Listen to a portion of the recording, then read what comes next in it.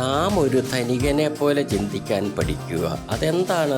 തൻ്റെ കയ്യിലുള്ളത് ധനികൻ ഒരിക്കലും വെളിയിൽ പറയുന്നില്ല, ആരും അതൊട്ടറിയുന്നുമില്ല. എന്നാലൊരു ദരിദ്രനോ അവൻ്റെ ദാരിദ്ര്യം എപ്പോഴും പറഞ്ഞു നടക്കുന്നു. ഇതാണ് വ്യത്യാസം. ഇവിടെ ഈ ദരിദ്രനും ആ ധനികനെ പോലെ ചിന്തിച്ചാലോ? അതെങ്ങനെയാണ്? നമ്മുടെ കയ്യിൽ എല്ലാമുണ്ട്. ആ ഇല്ലായ്മ എന്ന ചിന്ത നമ്മെ ദരിദ്രനാക്കിയെങ്കിൽ, നമ്മുടെ കയ്യിൽ ആവശ്യത്തിന് എല്ലാമുണ്ട് എന്ന ചിന്തയോടെ നാം നമ്മുടെ ദാരിദ്ര്യം പറഞ്ഞു നടക്കാതെ ഒന്ന് ജീവിച്ചു നോക്കിക്കേ. 6 മാസം കഴിയുമ്പോഴേക്കും നമുക്കതിൻ്റെ ശരിയായ ഉത്തരങ്ങൾ നിങ്ങളുടെ മുന്നിൽ ആ പ്രകൃതിയിൽ കണ്ടു തുടങ്ങും.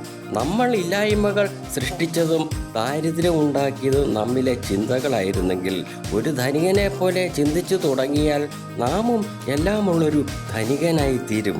നമ്മിലെ ചിന്തകളാണ് നമ്മളെ പണ്ഡിതനും പാമരനുമാക്കുന്നതെന്ന് നാം മനസ്സിലാക്കി ജീവിക്കുക.